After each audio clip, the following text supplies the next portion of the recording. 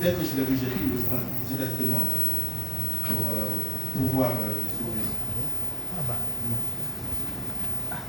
D'un coup, j'ai entendu un gros bruit.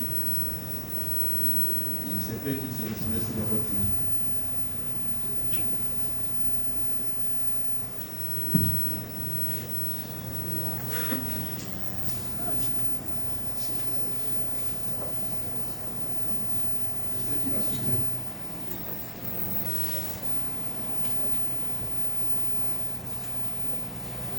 Je suis resté dans la voiture parce que j'avais peur.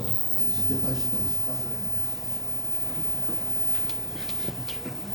que c'était ma première expérience.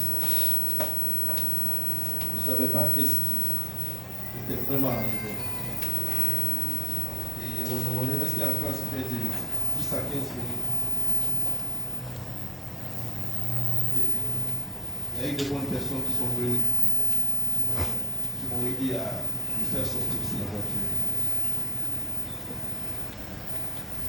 Et ils m'ont transporté à l'hôpital. Moi, j'avais un peu de temps. Je suis resté sur place. Et après, on est parti à quelque chose de à 4 mètres pour aller réparer le feu de la voiture. Vraiment, après ça, j'étais vraiment inquiété, j'avais peur aussi. Vraiment peur. Dès que je suis parti, je suis resté dans la maison, je suis plus sorti. Je suis venu le lundi pour dire vraiment que seulement de temps en temps. Je demande à la famille de me pardonner. Je suis vraiment choqué, je suis vraiment.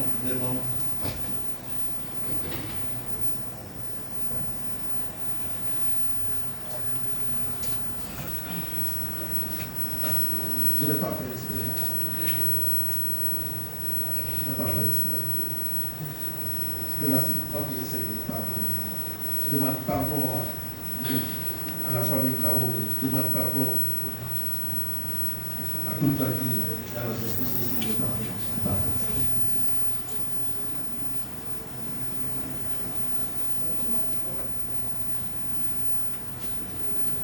Oui. Est-ce que vous avez un permis de conduire? Oui. Votre véhicule est assuré? Donc, après l'accident, est-ce que vous vous êtes arrêté pour voir l'état de la victime? j'étais dans la voiture paniqué. Il a fallu que ma femme prenne le volant pour rentrer à la maison. Après, est-ce que vous avez appris que M. Traoré était décédé et qu'il était à l'hôpital?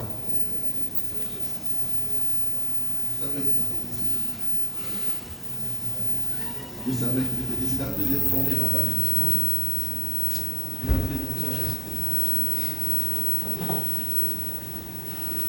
Est-ce qu'à ce jour, ou bien le jour après l'accident, le jour après l'accident, est-ce que vous êtes rendu à l'hôpital pour constater vous-même la situation? J'avais peur.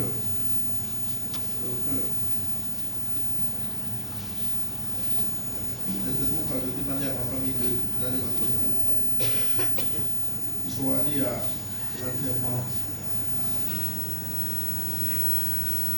Après, c'est le sénateur qui a fait tout ce qui va avec moi.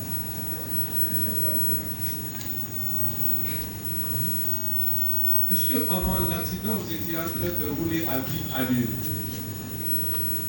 C'était un village, on ne filme pas au village. On ne filme pas à vive La allure. question c'est est-ce que vous étiez en train de rouler à vive allure? Non. Qu'est-ce qui vous a empêché alors de vous arrêter? J'avais pris le frein, il pleuvait. Et sous la pluie. où je l'ai vu, c'était soudain. Est-ce que vous voulez dire qu'il est passé directement devant vous, ou bien il était à quelque distance de vous? Il avait perdu de mon France, je ne sais pas ce qui est arrivé devant. Je ne sais pas ce qui est arrivé. Pas moi qui m'appelle. Mais je l'ai juste vu en train de tomber. Et il venait, il n'y avait pas d'arbre derrière. Il se battait. Il voulait s'arrêter. Il était là. Je l'ai vu avant de tomber. Quand je l'ai vu tomber dans la même temps, ça m'a fait venir. Il va nous appeler. Vous avez quitté notre pouvoir. Donc, à vous entendre, vous voulez dire que c'est lui qui est venu percuter votre véhicule? C'est pas comme je l'ai bien dit, il n'est pas sauté. Mais c'était sur le pouvoir, en train de suivre le pouvoir. Et après, il a dépassé les lignes blanches qui se battent pour venir vers moi. Je pense que c'est la bonne manière.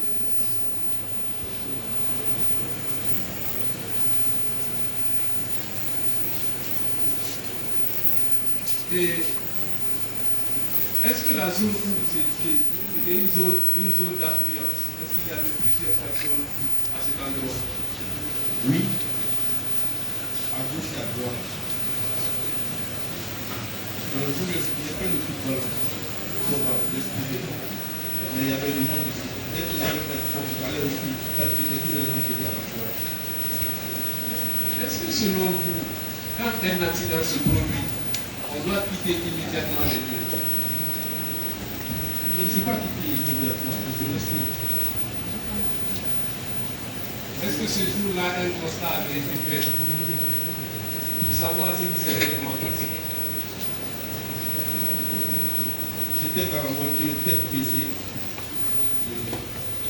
La question c'est est-ce qu'un constat avait été fait sur vous? Je n'ai pas remarqué ça. J'étais dans la voiture, tête baissée. Est-ce que le constat pouvait être possible ce jour-là? Vu que vous avez déjà quitté les lieux. Je suis resté là-bas près de 20 minutes. Je suis resté là-bas presque 20 minutes jusqu'à ce qu'on ait mettre l'air dans le coin. Logiquement, quelqu'un vient de mourir. Vous êtes dans votre véhicule. Votre première réaction, c'est de quitter les lieux. Qu'il me pardonne.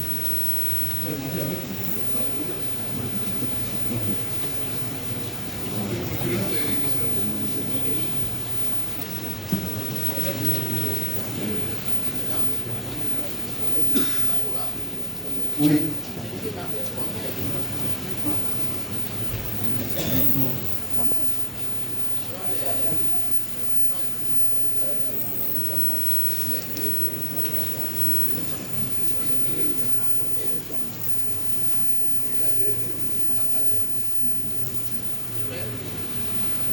Non.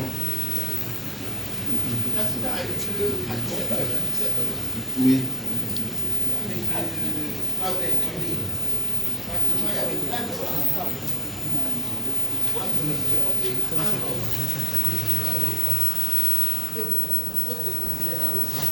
Oui. Vous avez dit qu'il avait pu le Traoré à distance. Oui. Et pourquoi vous n'avez pas alors freiné? J'ai freiné. J'étais sous la pluie. Vous filez à lui, Non. C'est quand il est tombé, il ne pouvait plus contrôler le frein. La moto Monsieur finait. Traoré est tombé de façon à la mécanique. Donc, depuis monsieur Traoré, quand il est tombé, il était un peu devant. Oui. Vous l'avez vu. Oui. Alors là, pourquoi vous n'avez pas dévié? Si j'allais me dévier avec force, j'allais faire précipiter à ma Alors là, pourquoi vous n'avez pas rendu? J'ai pris le frein. Subitement, parce que je l'ai vu par Vous surprise. avez marché sur le Traoré. Et finalement, il a pris la fuite. Tout bien. On est resté en position. C'est pas quelle est la même façon de dire qu'elle fasse le primaire. Il fallait que vous gagnez votre salut. Un dicton Mais quand ils... Pour chercher les gens. Empêcher même que la police ne fasse son travail. C'est vrai? Moi, j'étais dans la voiture. Alors, quelle a été votre attitude, M. Bangoura, après l'accident? J'étais paniqué parce que c'était ma première fois. C'est très difficile pour ça, ça arrive. Je n'ai jamais fait l'expert pour suivre. Jamais. Jamais. Quand on parle de l'hôpital, ah oui, il l'accompagne à l'hôpital. Il a appelé le décès. Je n'ai jamais vu dans la famille qui plaindre les condoléances. C'est le comportement des bons citoyens. Et des citoyens.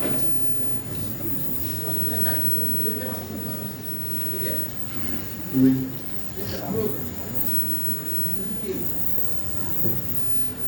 Vous êtes un miroir face à des situations de ce genre. Quelle est la paix en poche? J'ai informé la famille. Ça, c'est arrivé parce que je me souviens bien en 2019, mon frère, il a été victime d'un accident pareil. Pour venir avec moi, quand vous avez un bilan. Je demande à la famille de mon appel. C'est bon pour moi. C'est tout. La parole merci pour la parole et vous nous accordez à la partie civile. C'est Bangoura. Tu as un souci?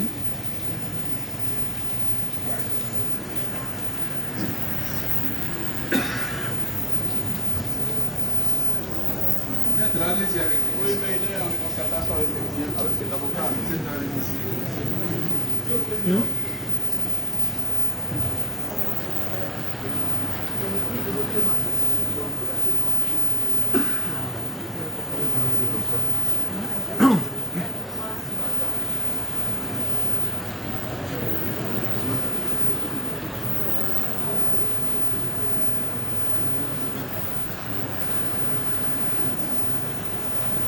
Merci maintenant le tribunal pour le acte de constitution en faveur de Allez-y, maître.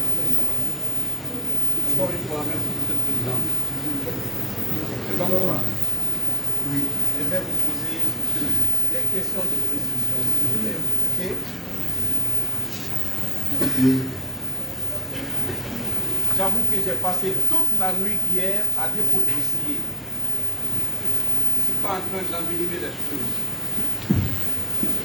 C'est à raison de la gravité de ce qui s'est passé. Dans vos arguments, c'est toujours la peur, des peurs qui a dominé toutes vos déclarations ici à la barre du tribunal. Parlons alors de cette peur. Si cela peut avoir un fondement juridique, peut-être que le tribunal pourrait éventuellement ne dire pas le reste. Je reviens sur les questions. Est-ce que vous pouvez préciser devant ce tribunal avec exactitude à quel moment vous aviez ressenti la peur lorsqu'il y a eu le choc? À quel moment précisément? Quand j'ai entendu le bruit. Quand il y a une collision, vous voulez dire. Savez-vous que cet accident a eu lieu dans un village? Oui. Bien. Et savez-vous, M. Bangoura, que tout conducteur, la loi impose qu'en cas d'accident, la première des choses, c'est de porter secours à la victime. Est-ce que vous êtes d'accord? Oui. Bien. Vous dites que vous avez eu peur. C'est la seule raison pour laquelle, et c'est d'ailleurs selon vous qui explique votre fuite. Ça, c'est autre chose. Je ne peux pas arrêter. Je voudrais savoir combien de personnes étaient-elles présentes sur les lieux pour lesquels vous avez eu peur d'être lynché lorsque vous descendiez de votre véhicule pour porter secours à la victime. Il y a beaucoup de gens. Bien. Alors ces gens, donc vous n'avez pas dénombré ici. Étaient-ils armés ou proféraient-ils à votre égard des cris, des menaces ou des gestes quelconques pouvant traduire qu'ils étaient animés de s'attaquer à vous? Monsieur, moi, je ne cherche pas la vérité. Il y a déjà quelqu'un qui est là. Vous pouvez ne pas répondre à ma question, vous êtes libre. Je ne réponds pas, mais je posais mes questions. Parce que ce public peut être éclairé sur ce qui s'est passé. L'heure n'est pas l'émotion, s'il vous plaît. Je peux passer à autre question, si vous voulez. Est-ce qu'il proférait des cris ou des menaces à votre égard?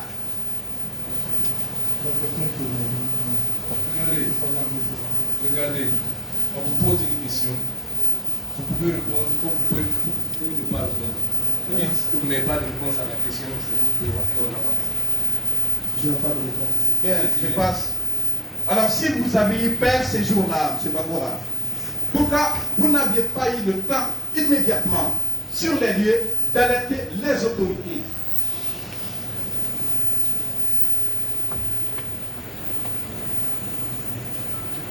Je n'ai pas de réponse à cette question. Et vous n'avez pas non plus pensé à porter secours à la victime qui était déjà sur votre véhicule. C'est les bons gens, c'est les bonnes personnes qui sont venues. Lesquels, s'il vous plaît? Je ne les connais pas. Est-ce que vous voulez dire devant ce tribunal qu'il y avait les éléments des forces spéciales qui d'ailleurs ont porté secours à la victime jusqu'à l'hôpital? Et non vous. C'est une question. Vous ne pouvez pas identifier ces personnes. Je n'en connais pas. J'ai lu vos conditions. Vous avez dit dans vos conditions que ces 4 pick-up en provenance de Bourgaïa, remplis de forces spéciales, qui, à leur passage, ont coïncidé à cet événement et qui ont porté secours à la victime. Est-ce que ça est?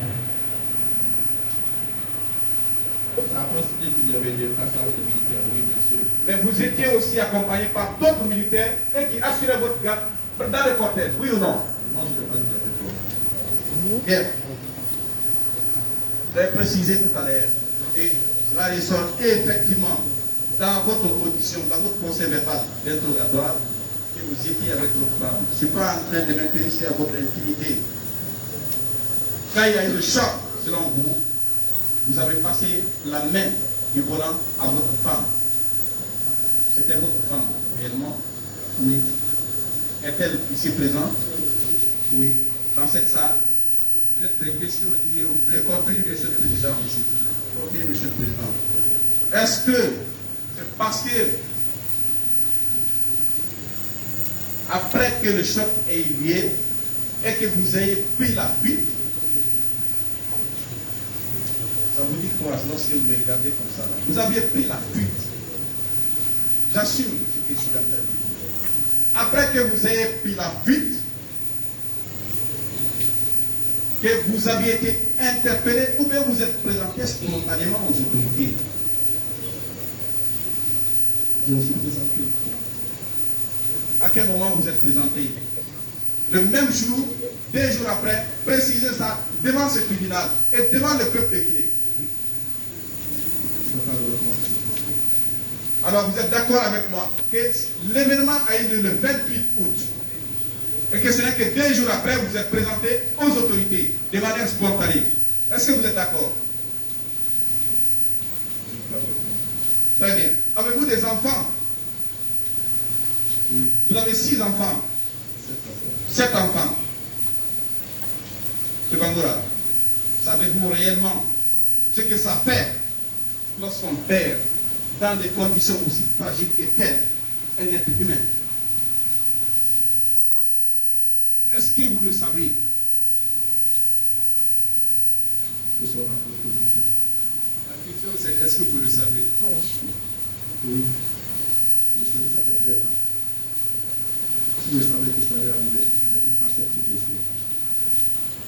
le fait pour vous d'avoir pris la fuite après l'événement, est-ce que cela ne traduit pas quelque part votre volonté délibérée d'avoir agi de façon expresse?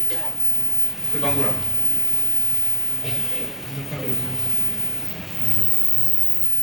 Pourtant, normalement, votre attitude, l'attitude de tout homme conscient, on souhaiterait que dès qu'il y a un tel choc et qui entraînerait la vie, la mort à quelqu'un, que vous apportiez au moins le minimum de secours, ne serait-ce qu'appeler même une ambulance, à défaut de vous rendre devant les autorités.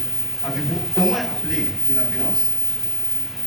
Vous donnez des instructions à ceux-là qui vous accompagnaient d'appeler au moins une ambulance. Avez-vous fait? Je vais appeler ma famille.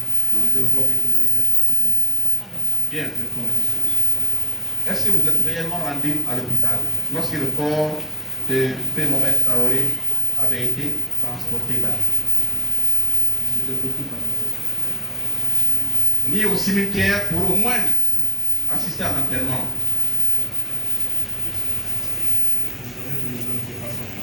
Vous n'êtes pas non plus rendu dans la famille entière pour présenter au moins vos condoléances. Si je n'étais pas en prison, à quel moment vous étiez entré en prison? C'est pas hier? Oui ou non? Pas hier. À quel moment vous étiez placé sous mandat de dépôt? Avant-hier. Ce n'est pas avant-hier. Ok, d'accord. S'il vous plaît, je vous rejoins. Avant-hier. Mais l'événement a eu lieu le 28, le 29, le 30, jusqu'à avant-hier. Vous n'avez jamais songé à vous rendre à la famille entière. Pensez-vous que cela est normal? Pensez-vous que cela est normal? Pensez-vous que cela est normal? Répondez précisément aux questions. Si vous n'avez pas de réponse, vous n'avez pas de réponse. Merci, Monsieur le Président. Je passe la main à mes confrères. Merci, Monsieur le Président, de m'avoir donné la parole pour me questionner.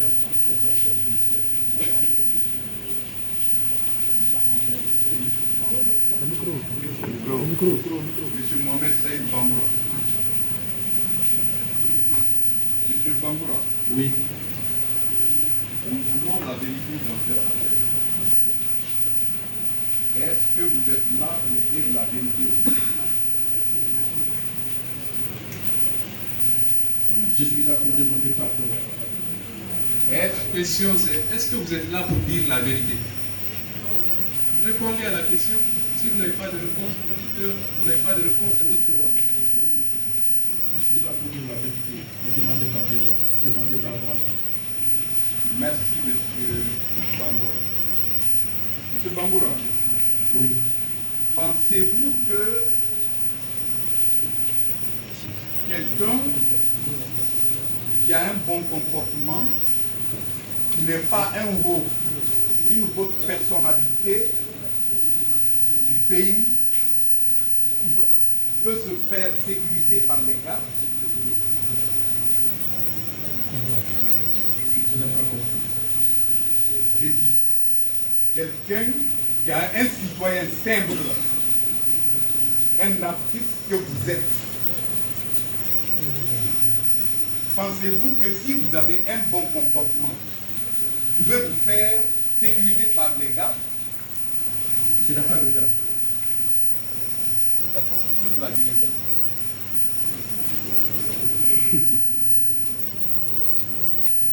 Monsieur Bangoura, est-ce que vous avez un permis de conduire? Oui. Monsieur Bangoura, pourquoi votre véhicule n'est pas immatriculé? Est-ce que vous êtes supérieur aux autres humains? Toutes les véhicules que j'ai eues sont J'ai bien lu le procès verbal, à moins que les OPC se trompent. On dit que votre véhicule est non immatriculé. Qu'en dites-vous? en voiture.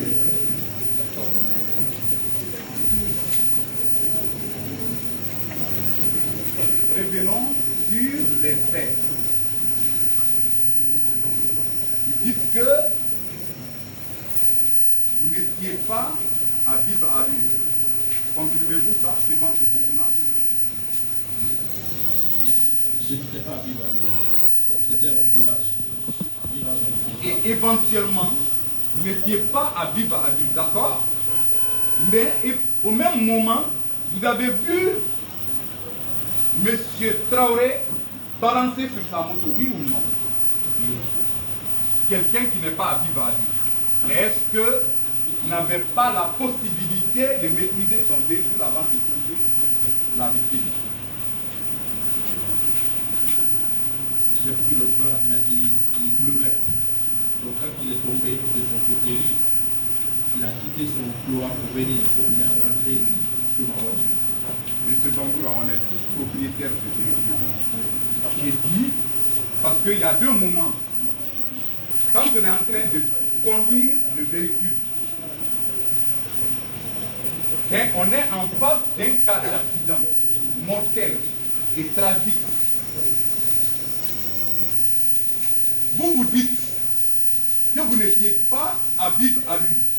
Vous confirmez ça toujours? Je n'étais pas à vivre à lui. Alors, est-ce que votre véhicule a un problème de système de freinage? Non. Alors, comment vous avez pu broyer ce monsieur?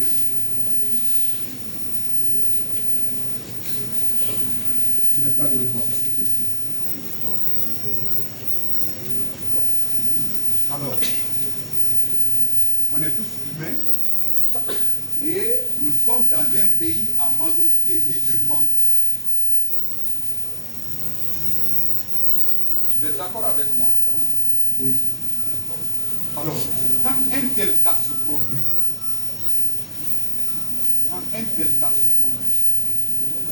par un citoyen correct, qu'est-ce que vous devez faire? J'ai informé ma famille. Vous avez informé la famille. Non? Non. J'ai dit avant d'informer d'abord la famille n'était pas au courant, M. Bangoura. Quand l'acte s'est produit, qu'est-ce que vous devez faire?